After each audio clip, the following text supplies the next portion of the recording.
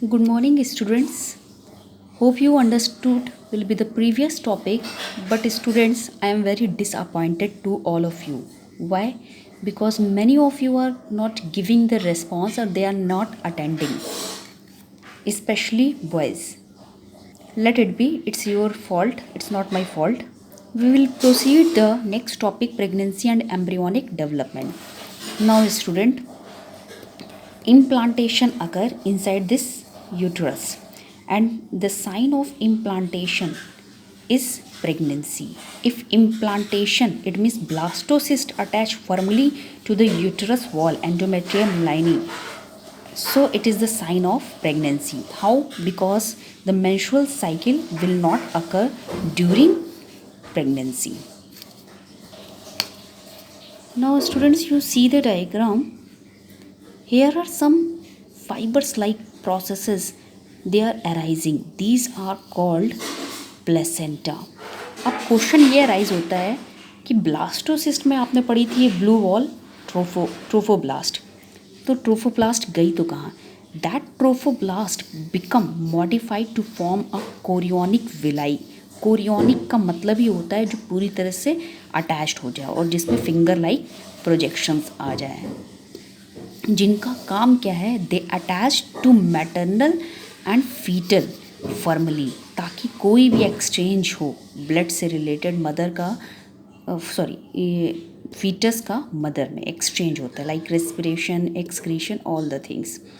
और यही जो कोरियोनिक विलाई है इस फीटस के थ्रू बिल्कुल लॉन्ग हो जाते हैं और एक यूट्रस वॉल के चारों ओर एक स्ट्रक्चर बनाते हैं जिनको हम कहते हैं placenta. Placenta you have already learnt in 11th class. Placenta is also found in plants. The function of always same. Placenta helping to provide nutrition, respiration, excretion to the developing embryo. और यहाँ पर किसकी बात की जा रही है? Foetus की, because it is truly depend on mother's blood.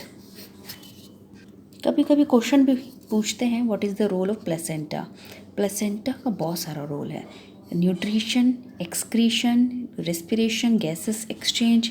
It also form protection to the embryo, providing a moist places, accommodate it. These are the function of placenta.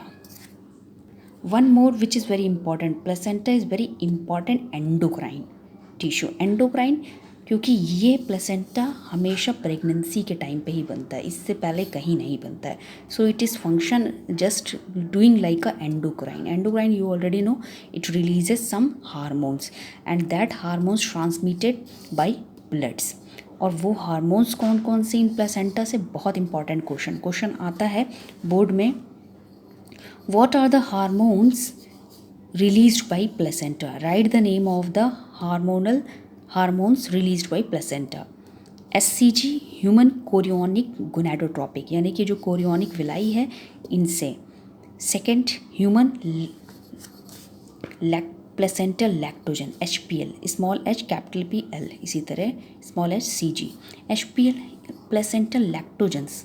भाई लैक्टोजन्स का मतलब होता है मिल्क. अब भाई जब कोई फीटस को प्रिपेयर कर रहा है तो जो ब्रेस्ट सेकेंडरी ग्लैंड है इनमें मिल्क का फॉर्मेशन, और मिल्क के फॉर्मेशन के लिए एल्वुलाई बने, तो ये स्टिमुलस भी ब्रेस्ट के पास जाता है बाई प्लेसेंटा. प्लेसेंटा रिलीज़ करता है HPL ताकि प्लेसेंटल लैक्टोजन्स का फॉर्मेशन हो for young once.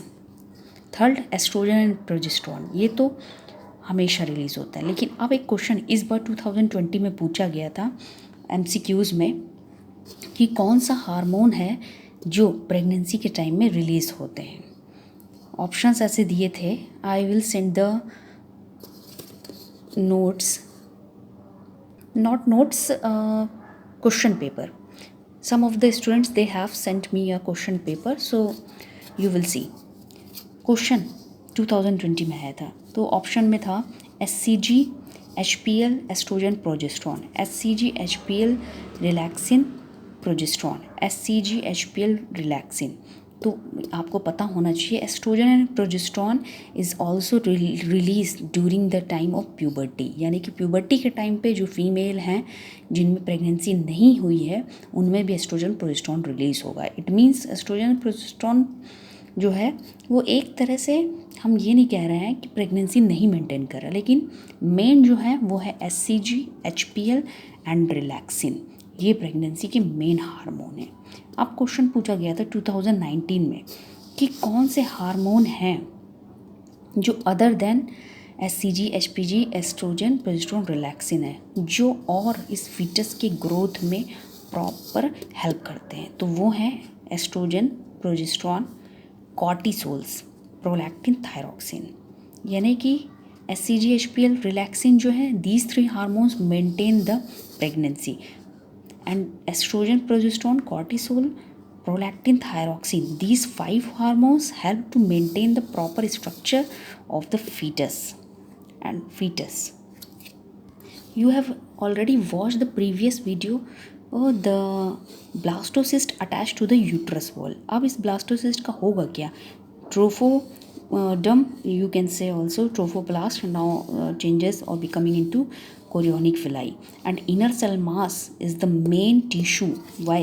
Because inner cell mass having stem cells, and stem cells have very important because they have categorized as totipotency, that has not written on the book. Totipotency means they can form any structure.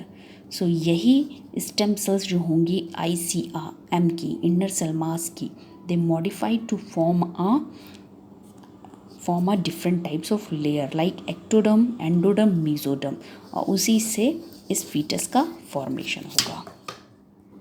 This blue line is your question. इस question में पूछा जा रहा है 9 month की pregnancy में and during the women who are in a pregnant condition till their 9 month what are the embryonic development, यानी कि उस फीटस में क्या क्या चेंजमेंट होते हैं। तो आपको सबसे पहले पता होना चाहिए ट्राइमेस्टर्स क्या होते हैं। ट्राइमेस्टर्स जो होते हैं ये 3 मंथ्स के डिवाइड होते हैं। 3 months, first, second, third trimesters, और हर ट्राइमेस्टर जो है वो 3 मंथ का होता है, यानी कि first trimester 3 month, second trimester 3 month, third trimester 3 month, यानी कि 3 ट्राइमेस्टर होते हैं during the pregnant women and each trimester comprises of 3 months, और हर 3 मंथ में कोई ना कोई चेंजमेंट होता है। तो सबसे पहला जो स्ट्रक्चर किसी भी फीटस में दिखाई देता है that is the heart beat, यानी कि सबसे पहला ऑर्गन जो बनता है वो हार्ट बनता है, और वो हार्ट का साउंड सुनाई देता है हार्ट बीट, यानी कि हार्ट बीट जो है वो 1 मंथ में ही नज़र आने लगती है, शो होती है। सेकेंड साइन जो होता है brain development, it means her trimesters में चेंजमेंट होता जाता है, यानी कि फर्स्ट ट्राइमेस्टर में आते आते लिम्स का फॉर्मेशन, हार्ट का, ब्रेन का डेवलपमेंट होता है। सेकेंड में आते आते जो होता है रिप्रोडक्टिव ऑर्गन्स मैच्योर हो जाते हैं, hairs on the body, and जो लास्ट ट्राइमेस्टर है इट मीन्स 7, 8, 9, इसमें जो होता है ग्रोथ होती है और आईलिड्स, ये सारी चीज़ें धीरे धीरे ओपन होती हैं। ये सारी चीज़ जो हैं वो लास्ट ट्राइमेस्टर में स्टार्ट्स होती हैं।